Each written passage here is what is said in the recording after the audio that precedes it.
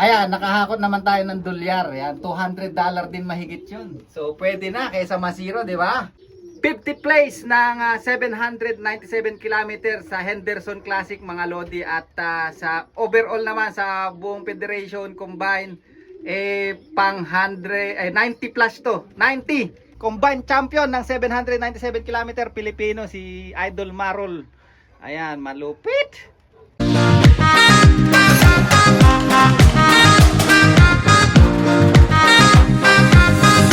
So ayan mga kalapatids, nakita nyo na naman yung pagmumukha ko yan. Sa mga nagtatanong kung ano yung race result ng 797 kilometer na race sea crossing.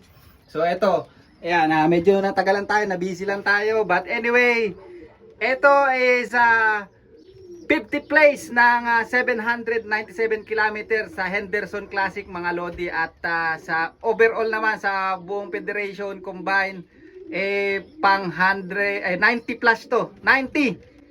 Ayan, ito yata 90 place, and then this one is 92 place ng Auckland combined mga lodi. Ayan, napakaangas. Pero kahit nakulelat tayo sa loob, kumakot ng dolyar yan mga lodi. Ang stubborn line natin at Kimcam line, kumurot ng konting dolyar. At congrats kay Boss Arnold. Yan, yan mga lodi. Di baling nakulelat tayo sa race ng 797 kilometer. Ayan, nakahakot naman tayo ng dolyar. Yan, $200 din mahigit yun. So, pwede na kaysa masiro, di ba? Ayan, so, si Pearl Eye yan, mga lodi. Ito yung second bird natin. Ito naman si 499. Ang first bird natin sa 797 kilometer, pang 90 place siya sa combined Auckland. But pang 51 or 52 yata siya sa buong Henderson Classic ng club mga lodi, race mga lodi. Yan. Tapos ito naman ayan si Kimcam mga lodi, oh. Pang-apat na ibon natin to, parang kung di ako nagkakamali pang 150 yata siya sa buong combine mga lodi. Ayan.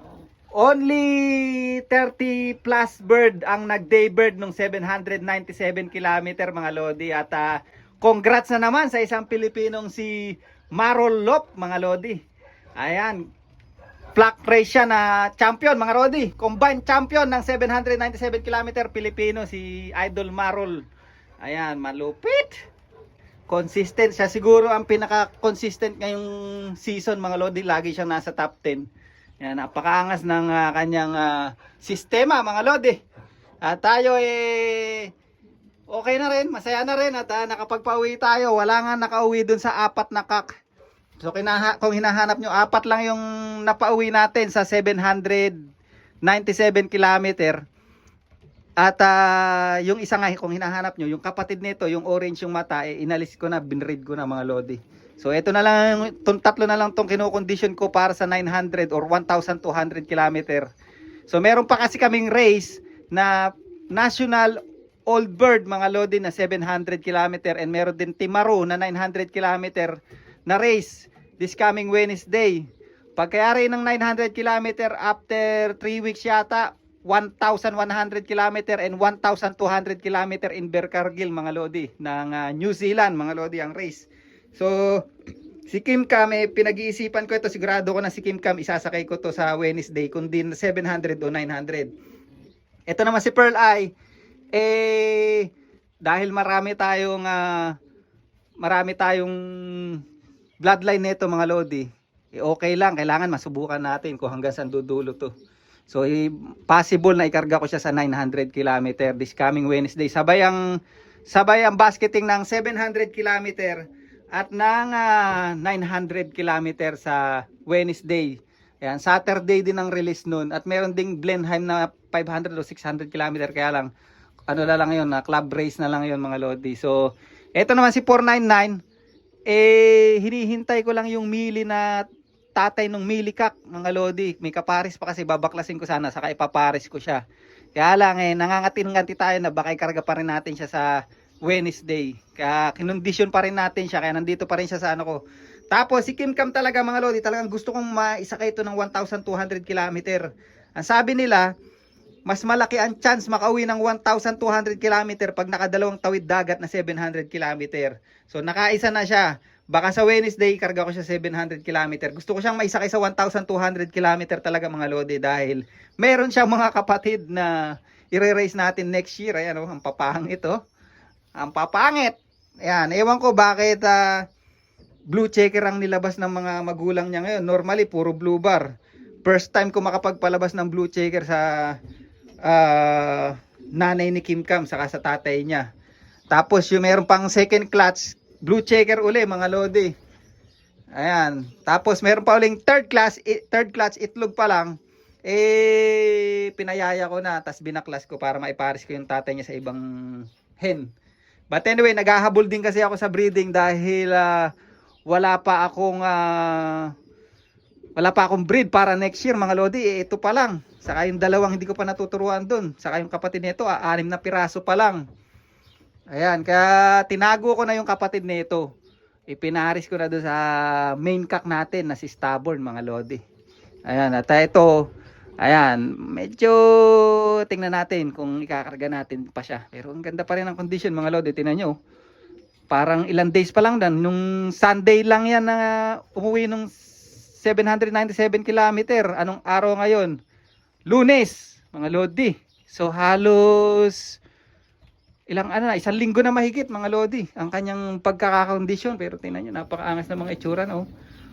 Ito, pag ginawakan nyo to, para kayong humawak ng mansanas mga lodi. Hapit na hapit. Ayan, napakaangas, di ba?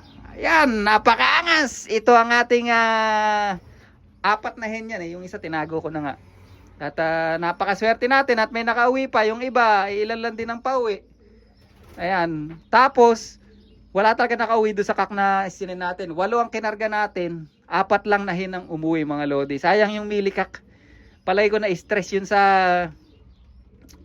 sistema na ginawa ko nung yung pag-prepare ko sa kanya sa 797 kilometer dahil binigyan ko ng hen mga lodi. Tapos hindi siya nagkakain.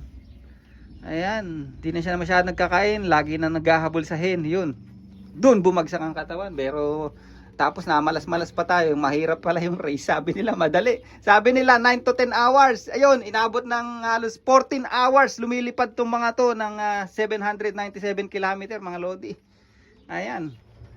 At pinabilog uli natin yung katawan dahil pag mga long distance na talagang dapat ready yung ibon mo kahit anong weather.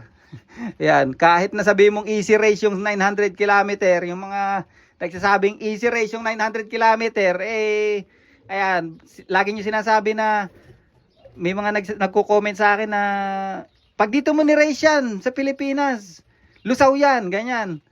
Ba't di kaya kayo mag-race dito sa New Zealand nang malaman nyo kung gano'ng kahirap? Hindi ko naman kino-compare yung race sa Pilipinas. Kayo, compare kayo ng compare. Kung racer ka talaga mga lodi, kahit anong weather yan, kahit saan ka pa, kahit Pilipinas, ibang bansa, dapat lagi kang ready. Hindi yung lagi kang kumukontra. Paano ka mananalo niyan? Binabantayan mo lagi yung race result ko. Panay na nga tayo gulo, binabantayan mo pa ako. Ayan. Si Kim Cam Ayan, partida si Kim Cam. Nag-itlog pa to, palay ko, nag-itlog to sa truck. Nung 797 kilometer, pero nakauwi pa Apakaganda na naman ng katawan niya mga lodi. But tinry ko talagang ma-condition silang mabuti para sa darating na 700 uli at 900 kilometer. Ito, sure ball na to, 900 kilometer to. Ito, medyo gusto ko na talaga ikip to mga lodi. Ito yung first bird natin to. Malupit din tong hen na to Gusto kong makuha yung bloodline nito. Maganda to, pang cross mga lodi. Ito si Kim Cam. Talagang tatagan mo Kim Cam ha. Dahil malayo-layo ang iyong lili pa rin. So yan mga lodi, congrats uli sa lahat ng Pilipino na nakapag maganda yung record o lahat ng Pilipino na nag-race ng 797 km. Putya lupit. Kulelat tayo sa loop mga lodi pero ang sarap sa piling, nakakurot din ng dolyar. Congrats sa lahat ng nanalo. Ayan, thank you. Ayan, abangan nyo ang 700 or 900 kilometer natin and road to 1,200 kilometer tayo mga lodi. Si Kim Cam. road to 1,200 kilometer. Sana. Wag mo nang maudlot. Wag mo na. Stay put ka lang dyan. Relax. So, dito ko lang rin yung vlog natin, mga lodi. Ginawa ko lang ng vlog kasi medyo na busy tayo nung nakaraan. At abangan nyo, sa Miyerkules na yung basketing. Alrighty. Thank you.